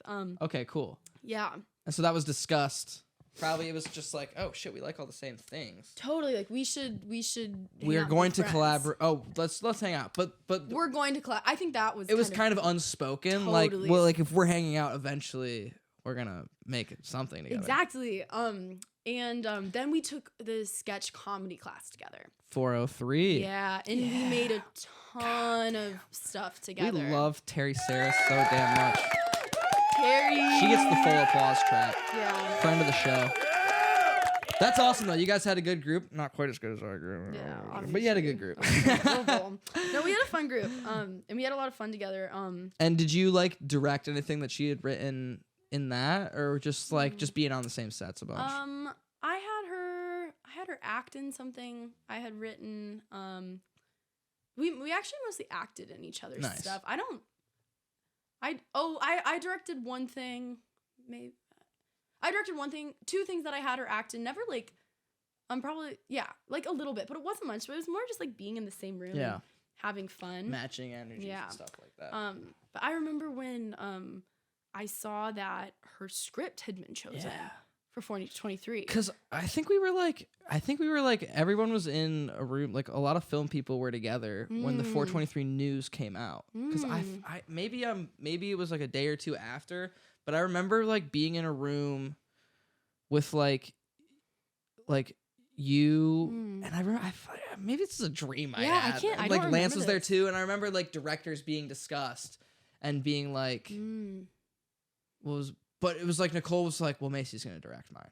Like Macy's gonna direct mine. Yeah, that must have been later on because when I first read it, I really wanted to be Gracie. Oh, yeah. And I was like, oh, this is such an amazing role. Like I want to be. You went good at that too. Well, at that time I didn't have the hair for it because I was still. I was like, that hadn't even occurred to me. I was like, I can't play. We could have got hair and makeup in on that. Like got you a wig or something. Maybe. That would have been a really fun role. Yeah.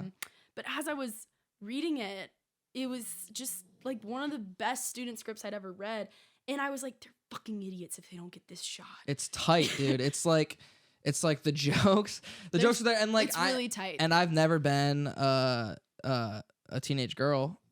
But it's like relatable. But I was like, damn, dude, I'm feeling like I can feel in it. And like structure hits everything. Yeah. It's awesome. No, it's so good. And I just like immediately felt really like protective over it. And I was like, oh, like I would hate to see someone mangle this. And I just had all these ideas for it. And I was like, if they don't do this, I'll be so mad, you know? Yeah. And so then I was like, oh, I really want to direct it. That's probably and what was your experience like with because you had never directed anything of that scope before. Not of that Not many scope. people had, but like what had you been directing? I honestly I feel lucky because I had actually a bit of directing experience. Because I started directing stuff my freshman year. The year before, I like directed my first like 20-minute movie. Oh damn! Okay, so you And then that summer, so I said earlier, my mom was an actress, and she was also I totally failed to mention this when you were asking me about like high school stuff. My mom was the high school play director. Oh, you did fail to mention that. Yeah. So I got roles. Did that make it harder? Did you feel like, was your mom like, I'm not gonna fucking take it easy on you because you're my kid, or was it like, you're getting this fucking? It was like nice. It was like, Macy, what role do you want?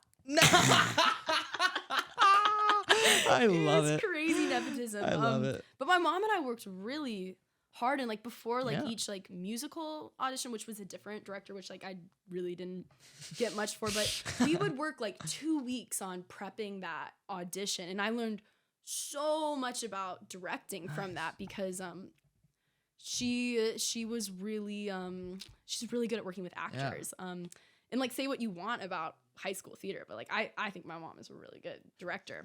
Sure. I don't have anything to say about it. A lot of people do. I do. High school theater is fucking crazy. But she was the summer 2 summers before maybe she started putting on her own plays at our family's cafe, and she let me direct a scene.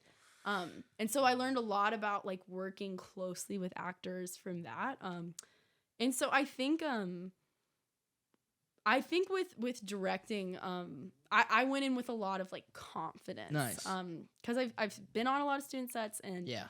I've been on a lot where, I mean, we don't really do a lot in the film program about like how to work with actors. Dude, we talked about that with Lance too, and I think it's an absolute travesty that the only like bridge between the acting majors and the film program is 423. Like we should start utilizing that talent in 290. Exactly. And there's so many people want to be directors, and you learn a lot about like moving a set and directing a crew, but we really don't learn a lot about directing actors. And we said this too, like, as much as I love all of the film people that get in front of a camera because we can't find actors, it's like it's not always we can't act. But also what I will say is like, but maybe if you had a really skilled director, you could bring it out of it. Yeah. And I don't think it's a blanket rule. It's like when we have people that like, because like actors it is a fucking, they work at that shit. They don't just show up and read lines. Like, and you can tell when you get a trained actor, not just on screen, different. You can tell like as soon as they walk in, like how they're handling their business. It's just like, oh, okay, we got an actor here. Totally. Which, comes with its other things. But I mean it can, but I think so I acted in 423 2 years before directing it. What project was that? Flux. Okay, Jesse Krugel mentioned it. Yeah, that's where I met Jesse. He was on set, yeah. That was a room where he was really shiny. Like, he was so beloved. Like, we were obsessed with him. And he's just one of those dudes that, like, gets in a room, scan it. All right, we're doing rounds. Yeah. Like, Jesse's doing rounds. Yeah. And I don't think it's a conscious thing. I just think he's got that golden retriever mentality, too. Where it's like, let's go around. He made that such a happy set. Like, I honestly That's awesome. Contribute a lot of it to him. And I want to commend, I did get cut from Boys and Husbands, and I would love to see my footage from that. It's in the blooper reel. Is it really? I would love to get that. But on the 2.5 hours I was on set, I was like, I've never been on a student set like this. I had never been on a student set with that scope. I felt like there were more people. It was big. There were more people moving around than I'd ever seen before. But beyond that, everybody everybody was doing something that didn't just like look like busy workers. Like, everyone had a purpose. Yeah. And this was the real remarkable thing. Everyone seemed happy. Yeah. I was looking around here. I was like, no one's like asleep or like looks miserable, and everyone's like jovial. Everyone has like someone to talk to. And I attribute, a lot of that to the way that you run a set. Well, thank you. Well, I attribute that to a lot of the very careful choices. Yeah, okay, let's talk about that a little went bit. Into picking that is a huge thing, and you have to, you really have, because there's so many talent. You can find talent, but dude, if talent doesn't get along with everybody, it's awful. Well, so the summer before, Ahmad and I talked about really wanting to make a movie together, because we felt like we had this incredible resource of both of our improv teams. We're like, we have at our disposal like about 24 people, like brilliant performers, really funny people who love each other, like capital L love each other, and are really willing to help out. The film I made before Boys and Husbands, which was like the 20-minute thing, was called Witches. It's partly animated. So it's not done yet because we've been animating forever. But the goal with that was never a good end result, but like the project of it was like, how can we make the funnest set ever? Nice. So like a lot of that's awesome. Care and attention went to that, because sets just work better when people are happy. Having fun. Yeah. And so what we did was we just picked all of our friends. So Jocelyn, Nicole, and I 403. Yeah, it's like so many people from that sketch class. Like people were really, really talented. Brought Ahmad on for camera. Yeah, so talented, so exceptional fun with to the be camera, dude. Really, makes things really look good. Unreal. Yeah, no, he's great. And then him combined with Johannes, who just is that like, dude. His technical skill and his willingness to try things. Flexible, dude. He's flexible. He's great. Yeah, and he's got the eye. Really good. So just, it was kind of like you could really trust good direction everyone. Like, oh, and Jonah is Stop Track was on that set. Yeah, he was the AD, and I that's right. I knew that. And I practically begged him to, because I was like, I know you're like directing your thesis right now. Like I actually, he's been so busy.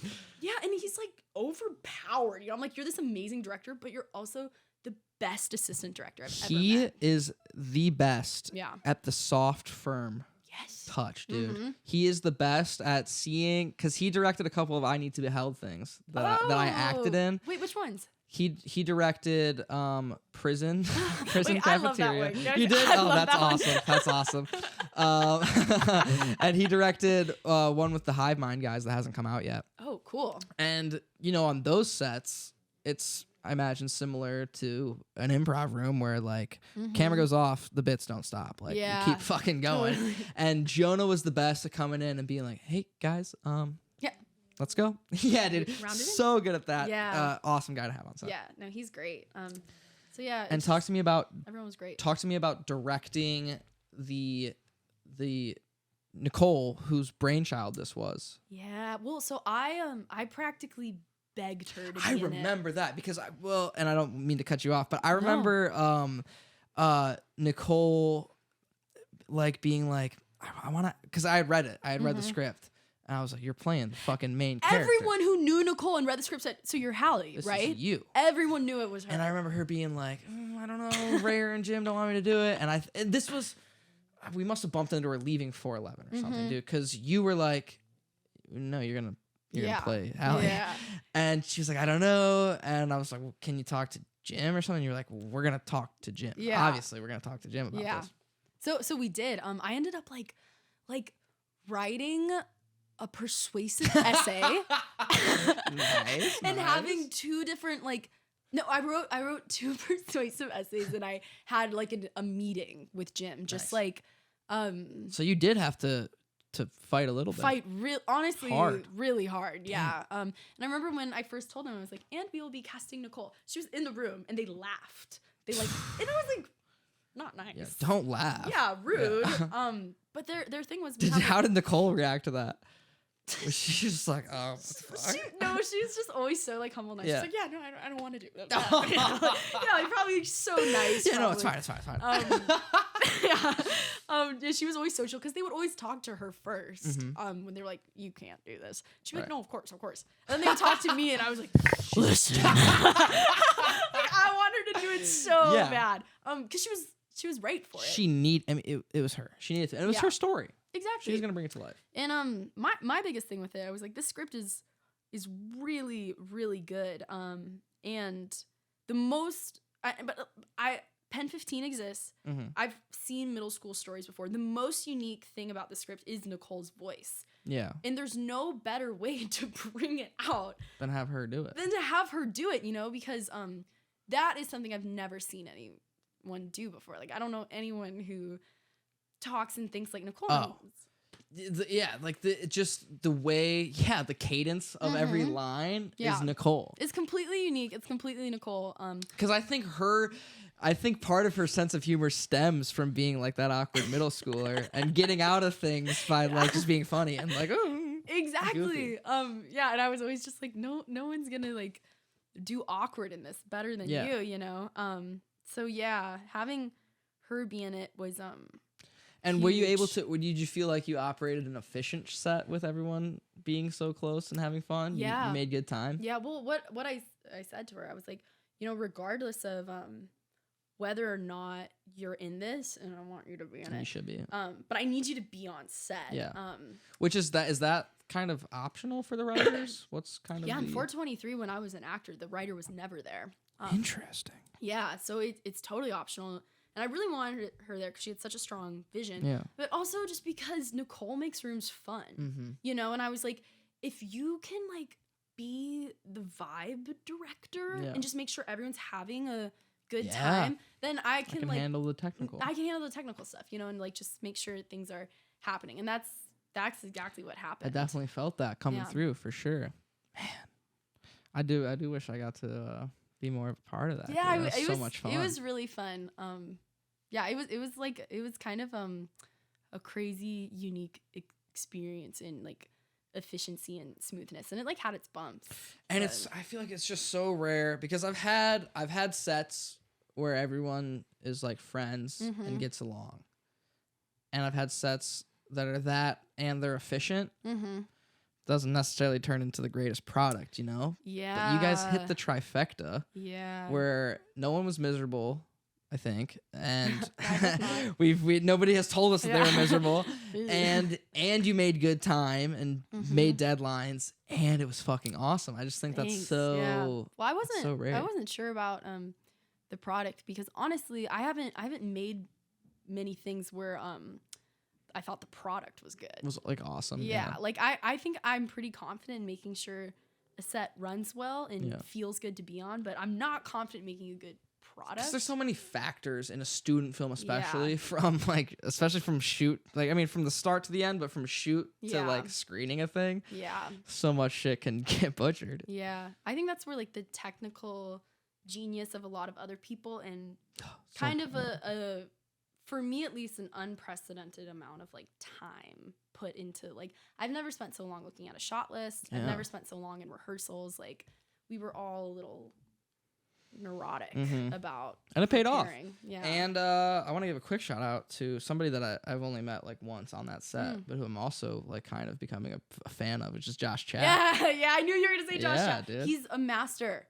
And he's fucking working on everything. He works so hard. Yeah, I mean, he just scored our independent study, just really? like on a whim. Oh, yeah. Jake reached out to him and was like, "Will you score this?" He's like, "Yeah." No, he's like, what the fuck? It's like easy for him. And he loves it, and he's like addicted to it. Yeah. And it was something I really appreciated was he was our on-set sound recorder, our sound editor, and our composer. That's crazy. That's so, like, crazy. So immersed in the film. So like I never really had to like tell him like, no, that's not the vibe of the film, because he knew. He got it. He was there. And it sounds so awesome. Yeah. Well, all of it. Student film, I think the downfall of student filmmaking is sound. Almost always. It's hard to find people who are passionate about it. Yeah, that care about it. That's what Lance was saying. And they got lucky with my buddy. Do you know Kevin? Kevin Alfaro Ortiz? I love. Wait. I know. I thought you were saying Kevin Lazaro. Oh, he ran posts for them. Also a great guy. Kevin Alfaro Ortiz was their sound guy, who I've met through MH. I see him on Instagram, and I have a feeling that I wish I was his friend. Yeah, you do. You do. That feeling is correct. But he was like, we didn't have a sound. Like we didn't know what we were going to do for sound, and then they got Kevin, and so it's just. Is he an awesome sound guy? Yeah, he is, because he'll do whatever's asked of him, which is what I love about him. He's an associate producer for MH. Cool. And he's just now diving fully into the film thing. So I produced his writing and directing debut. Oh, cool. And then he was like, "This was my first set. I want to get on set more." And I was like, "Great, you're an audio guy now." Yeah. And so like we brought him on audio for our thing, and then once he started meeting more people that knew him as an audio guy, he just started getting grabbed for audio for sets. And I don't know if he loves to do it, but he's too nice of a guy, and he likes being on set too much to be like, I don't want to do it. Being on set, it's like, like I always loved whenever I would do audio. My thing was I was like, I don't think I'll ever get good at this, you know, and it was unclear to me how to be good at it. So I'm always really impressed when people like understand it, you know. I'm trying to get better with fucking audio. I don't fucking know, but it's just so rare. I feel like to get someone that does all three of those things. Yeah. And does them well and loves it and is happy to do it. It's so awesome. Yeah, he spent like crazy amounts of time in the editing room, and something that was really awesome was one day we were in the editing room. Maybe it was like the night before the Lightworks premiere. Josh invited his friend Matt Snell, who I'd never met. I've only run into him in passing. He reminds me of Josh in the way that like he's just like obsessed with filmmaking, you know. And so Matt like had never been on our project. He's like, like, what are you guys doing? And then he ended up just like majorly helping us with our credits. Like he just started working on the film, and I was just like. I was like, it was not a surprise for me that like he runs with Josh Chaps. I'm like, you guys are just like, you're both locked in. You're so locked in. Yeah, it was really cool. That's awesome. And the soundtrack is out on streaming now, yeah? Is it May 19th? Oh, it might be the 18th. By the time this comes out, it'll be out. It'll be on the 19th. Yeah. By the time anyone is listening to this, go stream the original Boys and Husbands soundtrack on Spotify, it's on awesome. Apple Music, on YouTube Music, on Google Play Music, on Amazon Music, on Tidal. It's awesome. Well, we were really worried at first that we weren't going to have enough for Josh to do because he wanted to do a lot. And I was like, this is like an awkward comedy. Like, I don't think it's going to have like major swells, dramatic swells. Yeah, I was like, I think it's going to be kind of quiet because it's like awkward. But then when we got the idea that Josh was going to write original songs. Yeah. Like every song you hear like at the school dance. Yeah, like, dude. It's like it's all him. It's so cool. it. Yeah, it's like he's rapping and everyone on our sound team sings or raps. That's so awesome. That's so awesome. And really it's like cool. And I do think it's so big in giving it the music is so big in giving it the heart it has. Because like it could have been a really funny, well-made thing that missed the emotional mark, but I think like Community was always the best at that with me because it was Ludwig Göransson, the guy that produces Childish Gambino stuff, did all the music for Community. Whoa, I didn't know that. And I think it's such a huge part of what gives that show like the heart that it has is like those little music beats. No, it's major. I mean, it like tells you how to feel. Like the scene where like Ernest proposes to Hallie. Like I always thought it was funny. And then Josh put this like Lord of the Rings sounding like score to it. And we were like, you're like, wait, this is like really nice. It's like romantic. And wait, and talk to me about Ernest, the actor, because I had never seen that guy before. He's awesome. So that's Hayden Steiner. Okay. Big name to look out for. Improv guy? Not he's a freshman, so he wasn't. So he auditioned for Boys and Husbands. He was the first audition submitted. And he completely set the tone. Like his character, like wears a fedora and like dances like a freak. So he began his audition by dancing to like Billie Jean with like a fedora on. And we were like, this guy is fucking crazy. He might be it. Yeah. He might be it. But we were scared because, like I'd said, like our kind of principle was like, let's make sure our friends are on this and we don't know this fucking guy. We don't know this. He was the only guy like we didn't know. And then we were like, well, he's perfect. Yeah, so we're gonna cast him.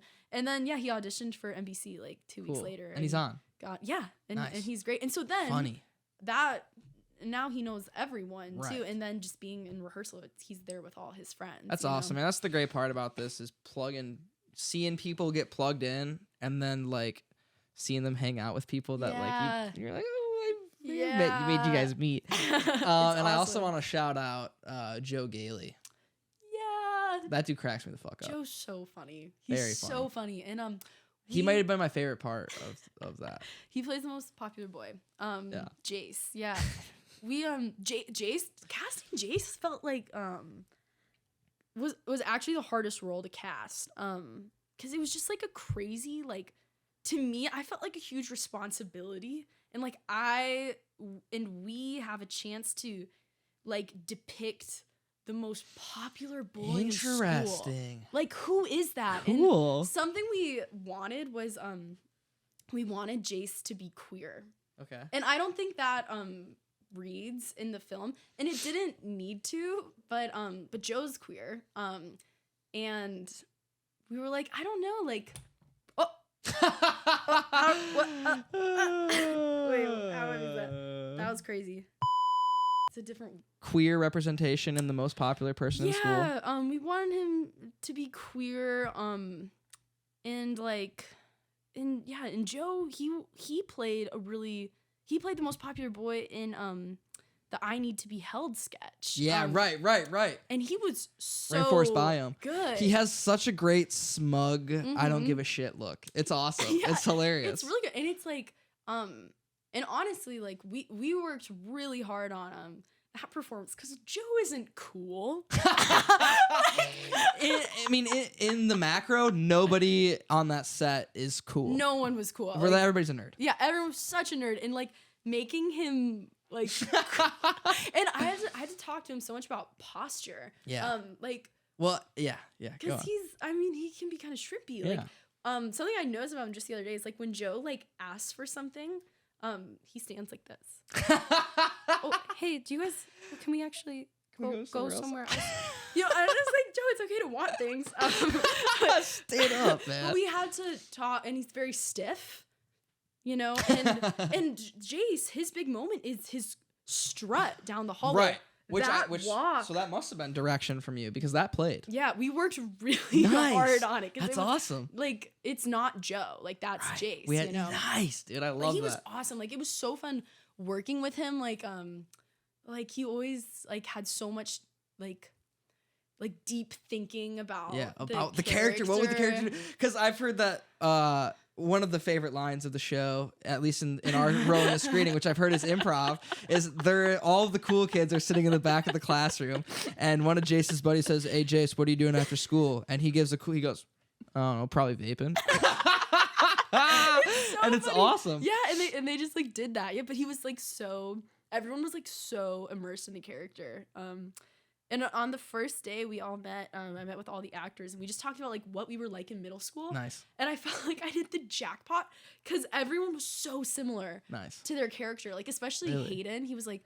I kind of picked up on that a little bit, yeah. Yeah, well, because the thing about like Ernest is like he's a total nerd, but he has zero insecurities. He's so confident. Yeah, which it's such a cool character. Yeah, well, Nicole wrote... It's so wild how all of these middle school characters, I was like, oh, wait, there's... like legitimate depth here. Yeah, all these characters. So much depth to all of them. Yeah, and Hayden, he was like, no, I had a really fun time in middle school. I was awesome. You know? I was like, perfect. Like, keep that. Got it. Good. Next. Yeah. All right, let's keep it going. It was awesome. And then Miles was like, Miles was gonna ask about Miles. He was like, I was a total dick in middle school. Yeah. Did he need much coaching on his athletics? Because you let him go. Because I was there. I walked in as they started rolling on his talent show scene, and you let him go for like 5 minutes. Yeah, so that was something we did in rehearsal with him and Nicole. And it said like in the script the whole time like Miles shoots or MacArthur shoots baskets or whatever. Yeah. Right. But he had the idea that like he goes so hard and he like never scores, you know. Miles actually had the least amount of rehearsal time. Okay. He was really busy. Senior year, and honestly, like he fit the role. Like he was acting in other things, right? Yeah, it's like senior year, like showcase stuff for like acting majors. And he approached me. He was like, I want to be MacArthur. I was like, okay. Sure, yeah. But I was like, you're yeah. And that'll work. Was it Jason MacArthur that has that awesome moment in kickball where he just fucking rocks that home run? Is it Jace, dude? That's the thing. I keep coming back to all these scenes that might be my favorite because doesn't he says something? And then turn around and rips a home run. Yeah, he breaks up with Hallie on behalf of MacArthur. Right. She goes, "Can I at least talk to him?" He goes, "Nah." And then and that was such a thing, breaking up and asking out on behalf of your friends because you're too scared. Happened to me. Yeah. Oh, it was awful. Did you get? No, I guess I don't know. Well, no, I never got dumped. For somebody, did you dump somebody for one of your friends? Yeah, I did. You did? In 7th grade. Oh. I dumped. I believe I dumped Carson Habits on behalf of Sierra Heilman, but it might go the other way around. Oh, yeah. And I might have to bleep. No, they're not going to watch it. Yeah, they might. They're not going to fucking watch it. I did try to ask someone out through my friend once. It didn't work. Yeah. Well, surprised, shockingly, it didn't work. Why didn't that work? It is scary. That's really ultimately scary. Why I didn't do it. I think I went to the bathroom while he was asking. In middle school, there were so many middlemen. I got a boyfriend without ever having spoken to him. And it wasn't even like someone asked about for him. My friend was like, "You and Will are dating." And I was like, "What?" Whoa. Wait, Will C, dude? What the fuck? It was crazy. And then we never even spoke when we broke up because his friend did it for him. What happened? Well, the relationship wasn't going well because we never spoke. It was on the rocks from the start. It was on the rocks. And then Will stood behind his friend while Luke was like, "Will's breaking up with you." And then this was supposed to be like a dig, I guess. They were like, "You look like the blue girl from Avatar." And I was like, she's hot as shit. I was like, "Thank you." Yeah, I take that as a compliment. Natiri is beautiful. Yeah. It was crazy. Yeah. Well, dude, we're at 2 hours. Yeah. Maybe. And You have anything Take else? us home. I think we've covered Boys and Husbands pretty well. Anything else you want to say? Honestly, thanks. I'm so obsessed with that movie, so it's so Fucking fun love it. to And talk you're gonna do about. the festival thing. Yeah, we've been submitting to festivals like crazy. So exciting. It's really fun. And is it gonna come out to the public after festival circuit? I guess. I don't really know how that works. Word. Yeah, I think so. Well, I'm sure it'll be all over my Instagram when it comes out. I was gonna say plug where it's at right now, but it's not available. And we don't know. Secret. Yours is okay. So the very loose structure for the show is, you know, where you've been, where you are, where you're going. Mm. But we're kind of going the same place. Yeah, we kind of. Yeah, we're going. We'll probably be neighbors. Yeah, well, I hope so. We'll probably hang out a lot. Yeah. And that means hopefully you'll come on the show soon. Yeah, because we're gonna be the only two people we know. I'm personally cutting off a lot of people. I'm personally forgetting where I came from as soon as I leave the state. Yeah. I'm getting a new phone. Yeah. We'll hang out, dude. It'll be fun. You know, it felt good, didn't it, to get in the cut and just fucking let it go. Wait, what? Getting just the cut? What's the cut? Okay, sorry. I've been watching The Wire lately, so I've been just like saying a lot of really cool stuff. It sounded awesome. Yeah, we were chopping it up in the cut, and it was good. And you know, if I had the fucking theme song, I would play us out, but we don't. I mean, the official theme song is still being made. Well, this has been a blast. Pleasure. Thank you. Limp handshake. Yeah. Thank you so much, Macy Goller. This is an absolute pleasure. I'll see you soon. We'll be friends. Woo! And this will be fun.